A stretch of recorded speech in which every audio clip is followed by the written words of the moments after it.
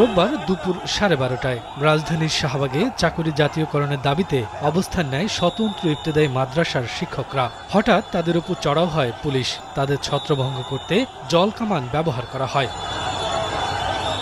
এ সময় আহত হন কয়েকজন শিক্ষক।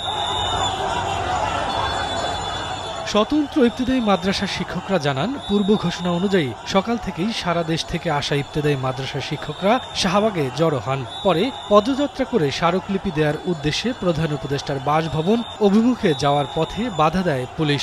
আমরা কোনো বিশৃঙ্খলা সৃষ্টি করার জন্য আসি না, আমাদেরকে কেন লাঠি চার্জ করা হলো। এরপর শিক্ষকরা দাবি আদায়ে শাহবাগের জাদুঘরের সামনে সড়কে অবস্থান নেন। দুপুরে ও সন্ধ্যায় আন্দোলনরত শিক্ষক প্রতিনিধিদের 2 দফা ডেকে পাঠায় সংশ্লিষ্ট কর্তৃপক্ষ। দুইবারের সাক্ষাতে প্রধান উপদেষ্টার বাসভবনের সামনে এবং সচিবালয়ে গেলে শুধু স্মারকলিপি গ্রহণ ছাড়া তেমন আশ্বাস না পেয়ে অবস্থান অব্যাহত রাখার ঘোষণা দেন ইবতেদায়ী মাদ্রাসা শিক্ষকরা। এদিকে শিক্ষকদের আন্দোলনে সংহতি জানিয়ে মশাল মিছিল করে ইনকিলাব মঞ্চ। পরে সেখানে যুক্ত হন ঢাকা বিশ্ববিদ্যালয়ের সাধারণ শিক্ষার্থী ও ছাত্র অধিকার পরিষদ। শিক্ষকদের উপরে হামলার ঘটনায় স্বরাষ্ট্র উপদেষ্টার কাছে জবাব চান তারা। শফিকুজ্জামান রুবেল, সময় সংবাদ, ঢাকা।